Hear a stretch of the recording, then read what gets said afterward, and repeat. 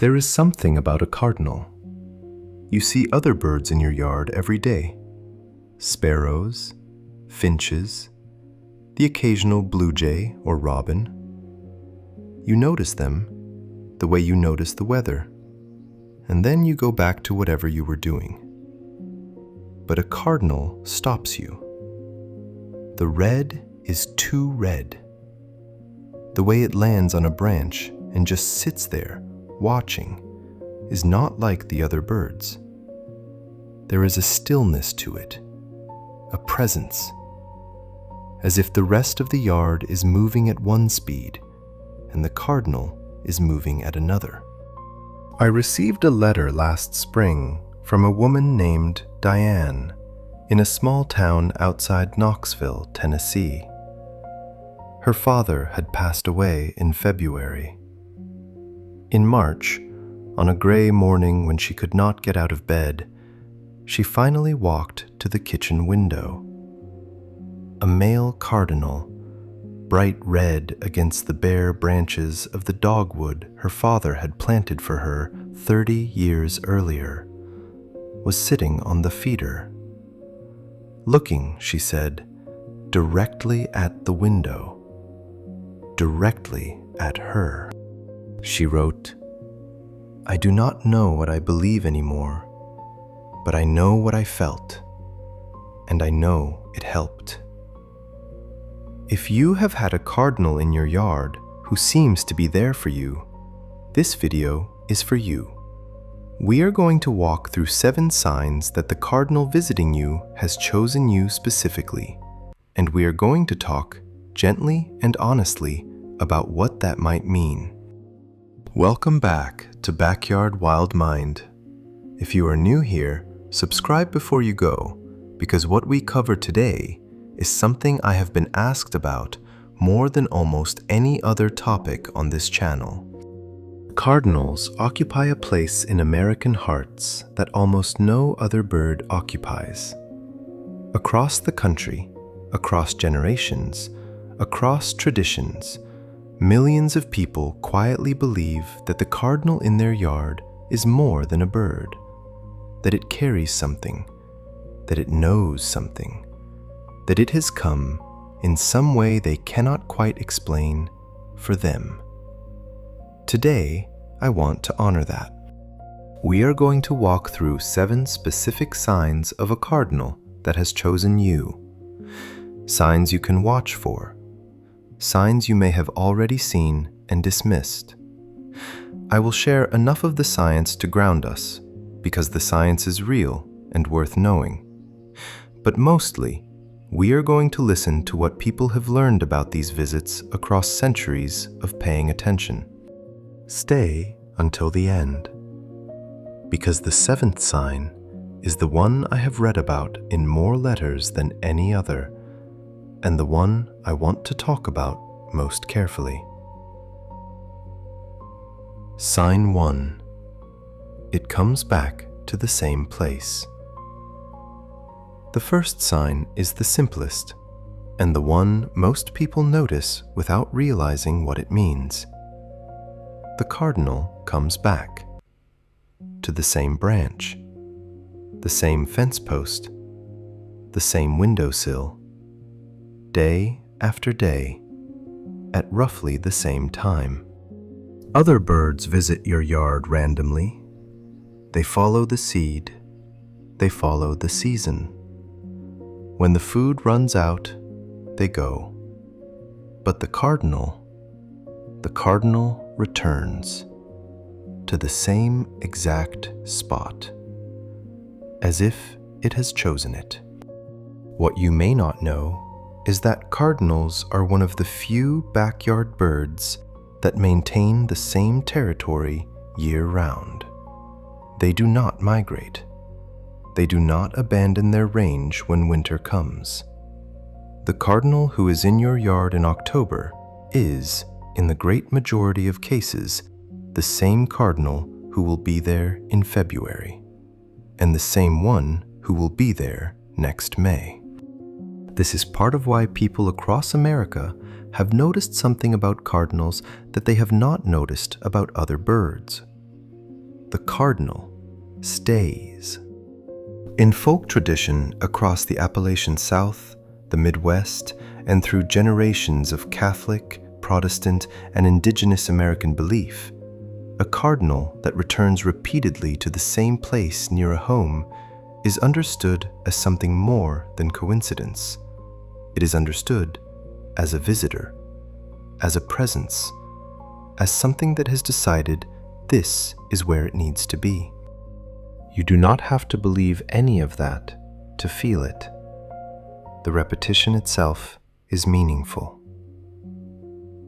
A wild bird with its own life and its own urgencies has chosen, out of all the trees in your neighborhood, your tree. Out of all the windows on your block, your window. That is, in the simplest sense, a choice, and it has been made for you. Sign 2. It knows you specifically. This is the sign that surprises people the most when they first learn it.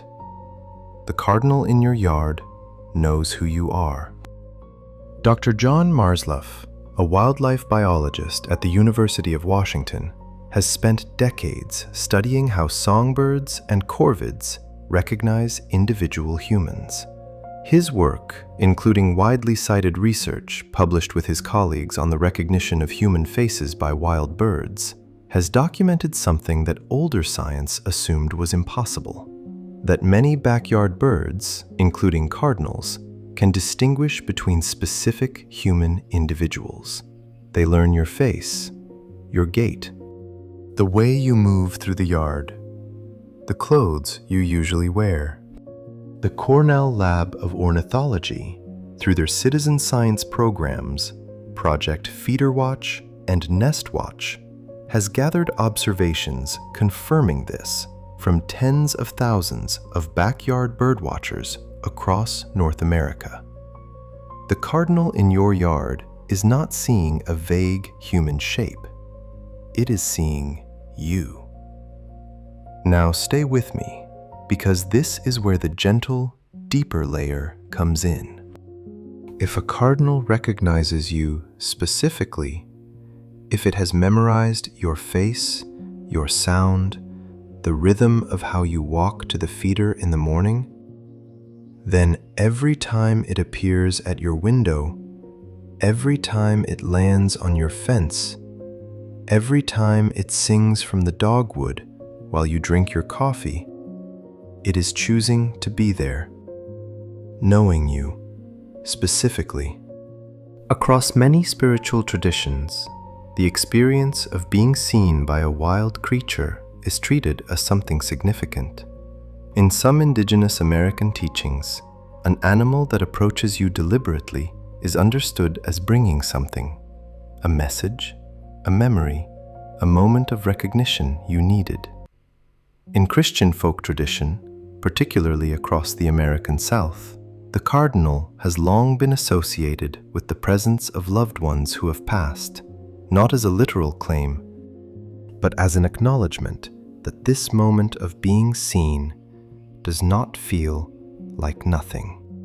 What I can tell you with full honesty is that the bird actually does know you. The science is clear on that part. What that means to you, whether you call it nature or grace or visitation or comfort, is yours to decide.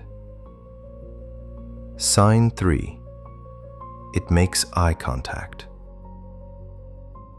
The third sign is one almost no one mentions out loud, even when they have seen it. The cardinal looks at you directly, not a sweeping glance across the yard, a pause, a turn of the head, a stillness in which you understand, in a way you do not have words for, that you are being looked at.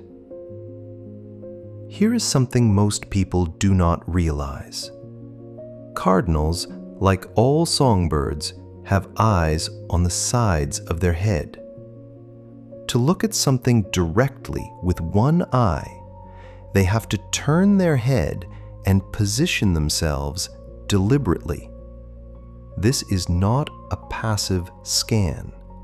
It is an act of attention. When a cardinal turns its head to look at you, it is making a conscious choice. In the bird brain, attention costs energy and exposes the bird to risk. Every second of looking at you is a second not scanning for hawks. A wild bird only does this when something matters. Across human cultures, eye contact with a wild creature has been understood for thousands of years as one of the most sacred moments a person can experience.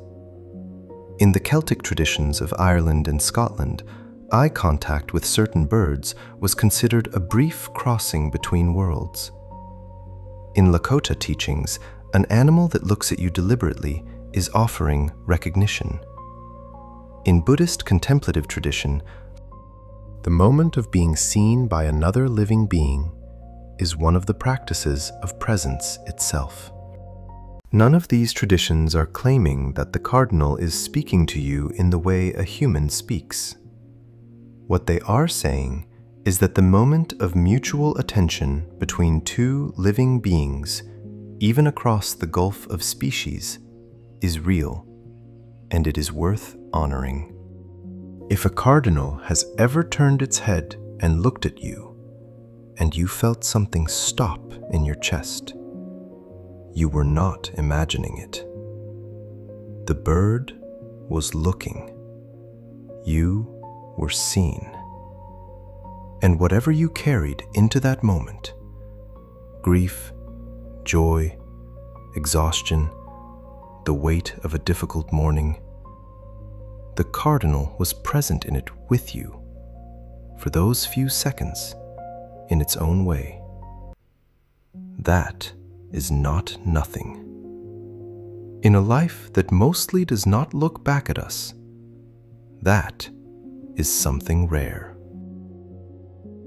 Sign 4. It arrives at meaningful moments. The fourth sign is the one that fills my inbox. The cardinal arrives at a moment that matters. You are sitting at the kitchen table after a difficult phone call. You are at the window on the morning of an anniversary you have been dreading. You are alone in the yard on the first day you have been able to leave the house since the funeral. And there it is, the red, the stillness, the watching. A reader named Patricia from a small town in central Ohio wrote to me last December. Her husband of 41 years had died in October. She wrote that she had been struggling more than she wanted to admit with the early winter mornings. The house was too quiet. The chair by the window where he used to read was just sitting there. One morning in early December, she made her coffee and walked to the window. A male cardinal was sitting on the windowsill outside, less than 2 feet from where her face would be when she sat in her husband's chair.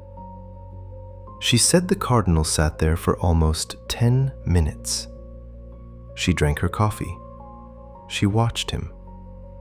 She told me she did not say a word out loud, but she felt, in a way she could not explain to anyone else, that she had been visited. She wrote, "I do not need anyone to tell me what it was. I just needed to write it down so that someone would know." Patricia is not unusual. I receive letters like hers nearly every week. People who lost a parent, people who lost a child, people who lost a spouse, and a cardinal who came at exactly the moment when something needed to come. Now, in the spirit of honesty, I will say this. The human mind notices coincidences and remembers them, while forgetting the thousands of ordinary moments when nothing happened. That is well established in psychology. But it is also true that not every meaningful moment can be reduced to memory bias. Some moments are real, some patterns are real, and the experience of comfort in those moments is, regardless of its source, genuinely healing. If a cardinal has ever come to you at a moment when you needed something to come, I want you to hear this clearly. You did not imagine the timing. The bird was there. The moment was real. And whatever framework you use to hold it, that framework is yours to keep. Sign 5. It taps on your window. The 5th sign is one of the most discussed cardinal behaviors in American folk tradition, and the one that science and belief touch each other most directly. The cardinal taps on your window, on the glass of your storm door, on a reflective car mirror, sometimes for minutes at a time, sometimes returning day after day to do it again. I am going to say something carefully, because I have seen this behavior misinterpreted in both directions. The scientific explanation is that cardinals, especially males in breeding season, are territorial. When they see their reflection in glass, they perceive it as a rival male invading their territory, and they peck at it to drive the rival away. This is well documented. Cornell Lab of Ornithology has published guidance for homeowners on how to gently discourage this behavior because it can exhaust the bird. That is the science. It is real, and it is true. But here is where I will be honest with you. The science does not explain all of it. Plenty of homes have reflective windows. Plenty of windows have cardinals nearby. Yet certain houses, certain windows, certain people report this behavior repeatedly, intensely, over years, while other identical houses next door report nothing. And the timing, in case after case described in letters to this channel, lines up with moments that the person inside the house was not expecting to be marked. The week of a diagnosis, the morning of a difficult letter arriving, the day a long absence began. Across American folk tradition, particularly in the South and across Appalachia, a cardinal tapping at a window has long been understood as something more than territorial behavior. Many people believe it is a message. Many believe it is a presence. Many simply believe, without naming it, that they have been knocked on by something they cannot see through the small, loud body of a bird who could. I am not going to tell you which interpretation is correct. What I will tell you is that the experience of being tapped on by a cardinal at your window is reported by enough people in enough specific circumstances that I do not feel comfortable dismissing it as territorial behavior alone. The science is part of the answer. It is probably not all of it. Sign 6. It brings a mate or a young one to your yard. The 6th sign is one of the gentlest, and one of the ones I most often hear described with a kind of quiet wonder. The cardinal does not just come to you alone. After a while, it begins to bring others. First, the female. Cardinals mate for life, or at least for the lifetime of one of the pair.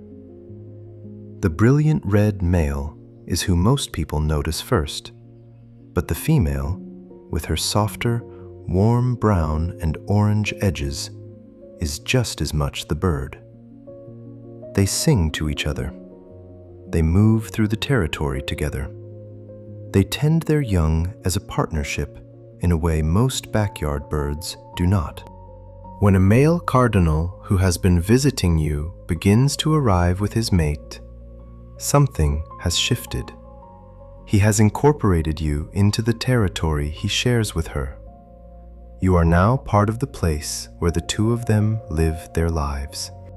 Cornell Lab of Ornithology's Nest Watch program, which has collected nesting observations from across North America for decades, has documented that cardinal pairs that successfully raise young in a particular yard are significantly more likely to return to that exact yard in subsequent years.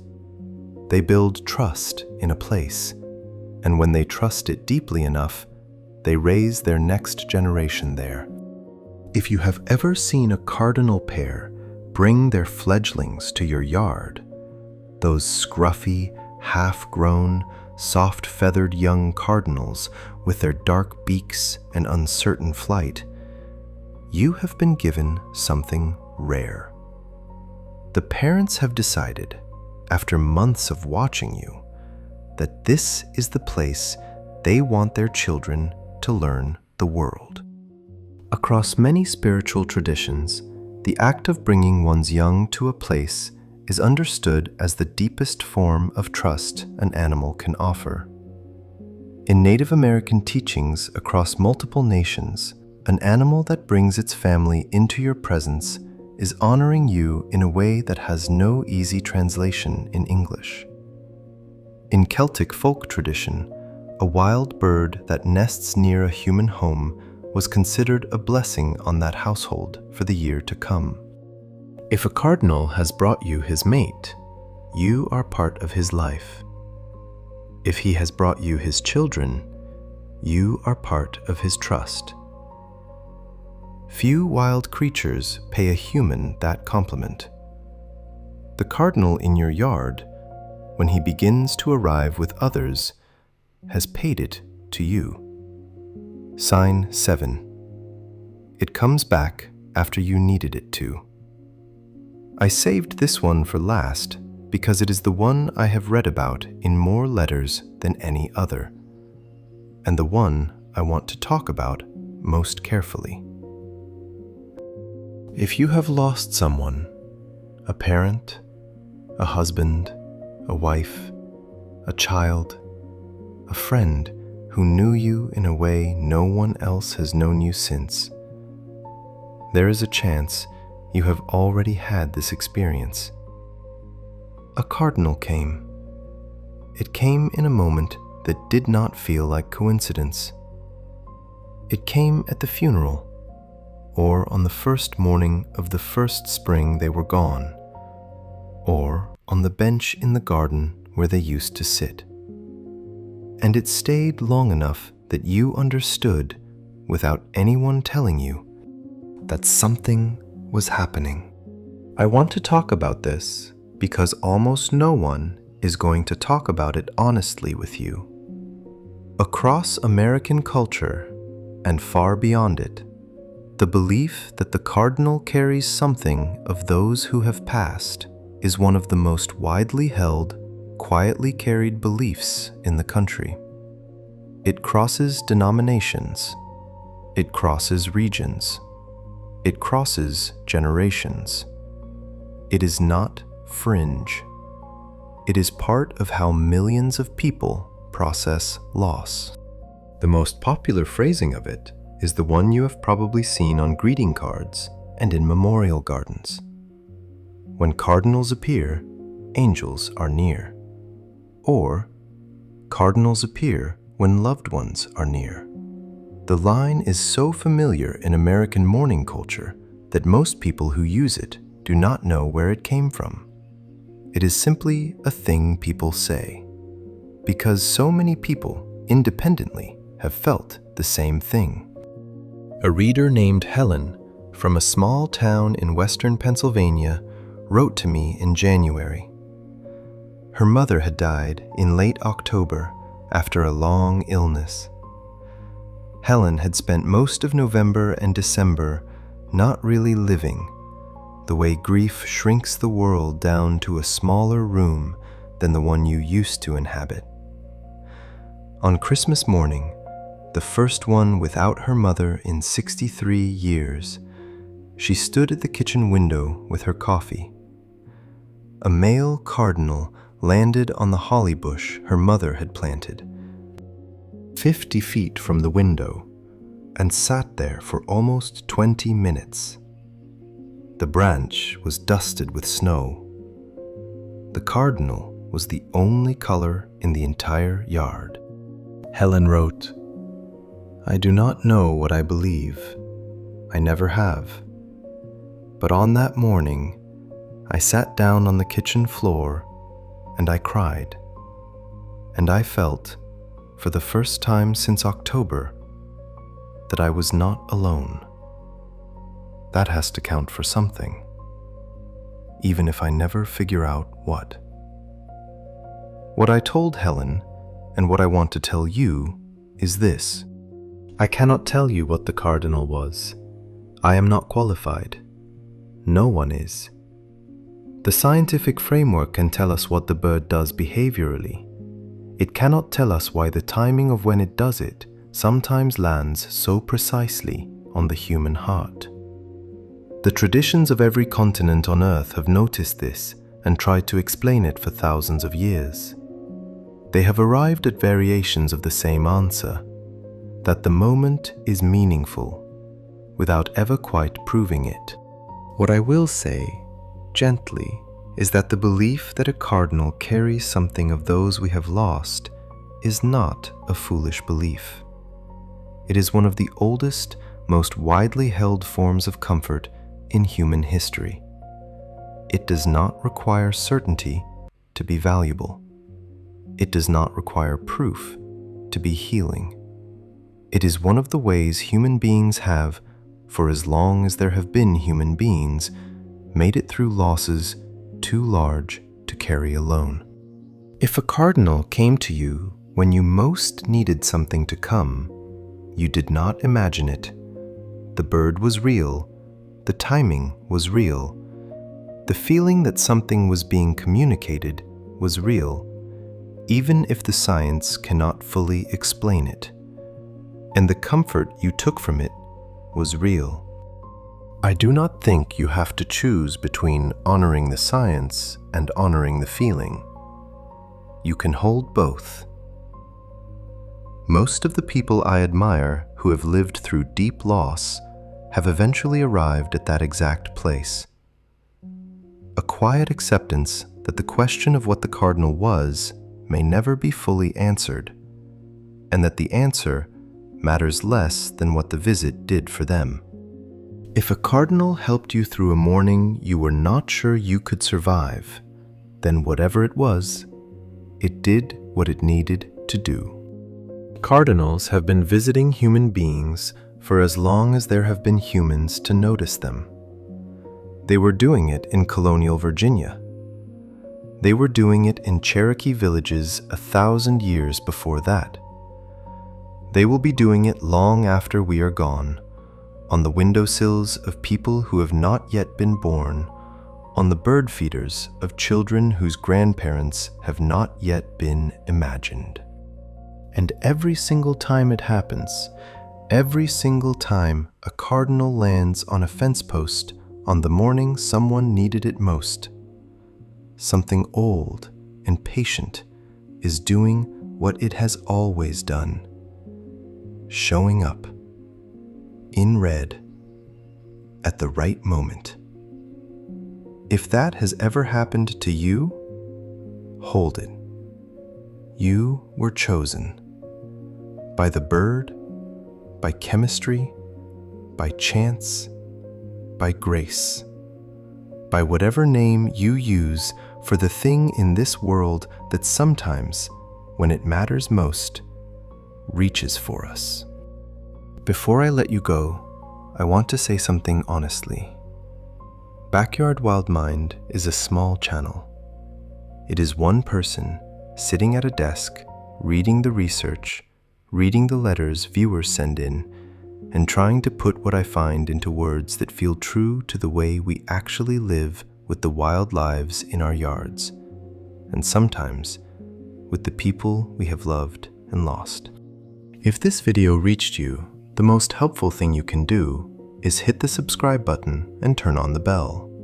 Not for me, for the next person, watching alone on a difficult morning, searching for words about a cardinal they cannot stop thinking about. The algorithm only shows them this video if enough of you tell it that the work matters. If you can leave a comment, even one sentence, it is what keeps small channels like this one alive. Before you go, I want to ask you something, and I want you to know that I read every comment that comes in. Has a cardinal ever come to you in a way that felt like more than coincidence? What was happening in your life at the time? Who were you thinking about? Did you tell anyone afterward? And how did they respond? I read every story, and I carry them with me. The ones from people who lost a mother, the ones from people who lost a husband, the ones from people who simply had a hard week and a cardinal came at exactly the right moment, and they still think about it years later. Tell me yours, and if this video reached someone you love, share it with them, or share it for them.